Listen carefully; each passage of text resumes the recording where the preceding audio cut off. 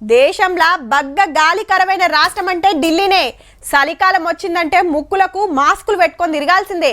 గాలి తేటగలేదని స్కూళ్లకు సెలవులు ఇస్తారు, ఆఫీసులు బంద్ పెట్టి ఇంటికాంచే పని చేపిస్తారు. రోడ్ల మీద పెట్రోల్ డీజిల్ తోటి నడిచే బండ్లు తగ్గిస్తారు. ఎన్ని వేసినా అప్పటి మందమే. 4 రోజులైతే మళ్ళీ ఎప్పటి లెక్కనే అవుతుంది.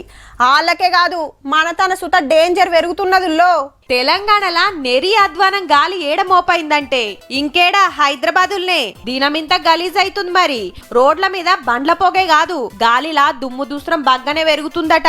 Bollaram, Pashamylaram, Charminar, zoo park, Jeedimetla, Balanagar, Sanath Nagar, ECL ఏరియాలా అస్సలు మంచిగా లేదని గాలిని పరీక్ష బట్టి పొల్యూషన్ కంట్రోల్ బోర్డులో చెప్పిండ్రు కుద్దు. మరెందుకు గింతగనం అంటే చెత్త గాలబెట్టుడు బగ్గుందట. సిటీ చుట్టుముట్టుకెళ్లి ఏర్కొచ్చిన చెత్త డంపింగ్ యార్డ్లకు తీసుకుపోతారు. ఈడ మిషన్లతోటి కొంత పొతం పెడుతుంటే కొంత కాల పెడుతుంటారు. అట్లా చెత్త గుట్టలకు దగ్గరుండే ఏరియాల్లో దుమ్ము మోపైతుంది. ఇంత సొక్కమైన గాలి వీలిస్తే దగ్గు, దమ్ము, గుండె బీమార్లు వచ్చే డేంజర్ ఉంటది. అట్లాని తతిం ఏరియాలా సొక్కమేం లేదు. జరంత అటు ఇటుగా అంతటా గిదే పరిస్థితి. గుట్టలు వలగొట్టుడు, అపార్ట్మెంట్ల కోసం ఫ్లోర్ అంత లోతు భూమి దొవ్వుడు, మొగ్గుల్ని దాకే టవర్లు కట్టుడు, నెలల కమానం ఫ్లైఓవర్ పనులు నడుసుడు.